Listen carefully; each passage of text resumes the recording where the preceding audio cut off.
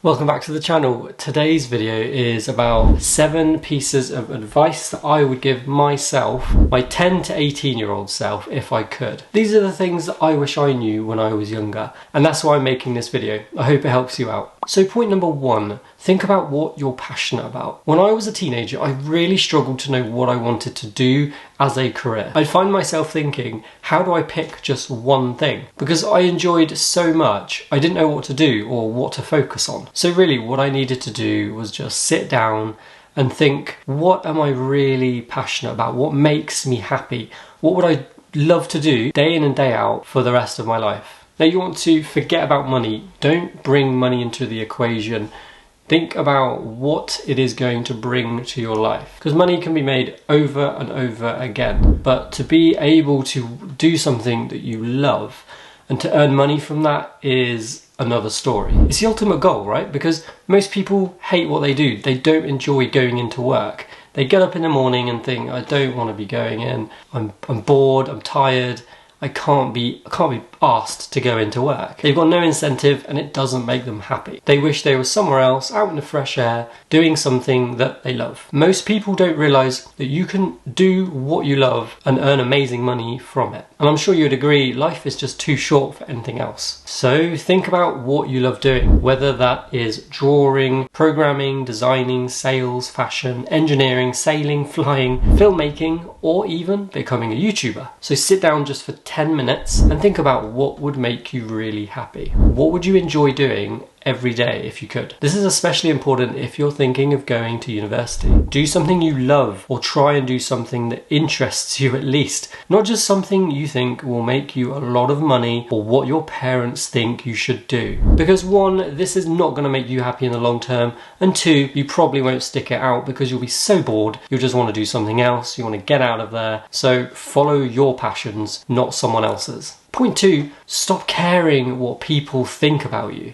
Every single person on earth is self-conscious about something. You'll always get the odd person who tries to drag you down. And guess what? They do this because they themselves are unhappy. So to try and make themselves feel better, they try and make others feel unhappy too and just drag them down. Whether that's trolling online, bullying in school, talking crap at work, it's all the same. People ultimately only do this if they are unhappy. So my advice is choose to feel sorry for them instead of getting angry and upset. It's really nothing to do with you and everything to do with them. Meet hostility with love. 99% of the time, when you walk into a room, no one cares. People might glance up and look, oh, who's that? But they're not thinking anything about you. People are generally too occupied with their own thoughts about things going on in their own lives. Just remember, there is only one of you in this world, and you are truly unique. And you are capable of anything you put your mind to. So to reiterate, point number 2, don't care what other people think about you, because they probably aren't, because they're too occupied in their own lives. Point number 3 is travel. Before I started my business,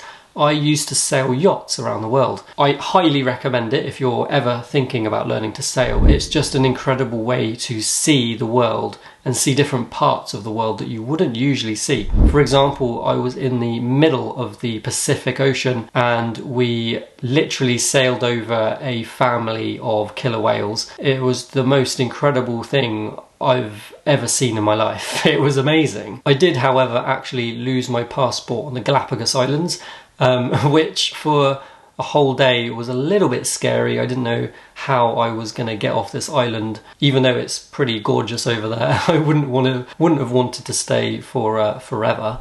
Anyway, I searched all over the island basically for my passport. I eventually found it. It was quite a day. But look, the point is traveling and exposing yourself to different cultures and languages and experiences is one of the best things you can do in life. It gives you so much life experience and confidence and growth as a person, and you'll inevitably meet new people and make possibly lifelong friends. You'll find when you come back from each trip, you'll have a fresh new perspective on life. You could even do volunteering. There are plenty of places that are looking for people to volunteer. Or do what I did, learn to sail, and you can see the world for free. You can go anywhere and everywhere. But this means you're also going to have stories to tell people. Traveling really is a life-changing thing, so I definitely recommend it. Point number 4, don't be mean to people. It's never worth it and you'll probably feel like rubbish in the end. Point number 5, do a little bit of work or study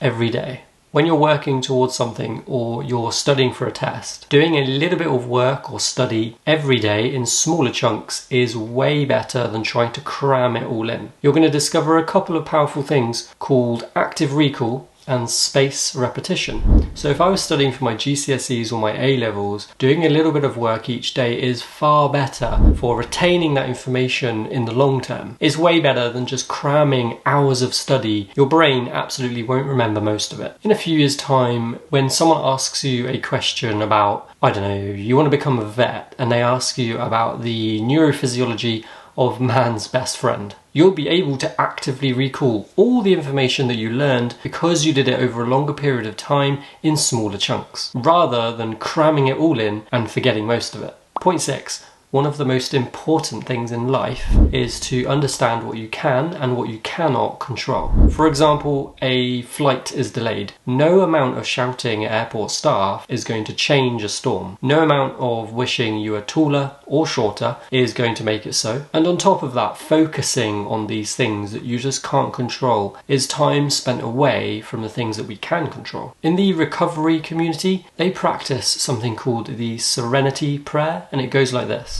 God, grant me the serenity to accept the things I cannot change, the courage to change the things I can, and the wisdom to know the difference. So if you've made some bad decisions, you can't undo what you've done, but you can change the future through the power of the here and now, the present moment, your choices that you make now and going forward. Point 7, now this is a bit of a funny one. I just wanted to add in something that I truly believe is life enhancing. This is something that I really think everyone can benefit from getting.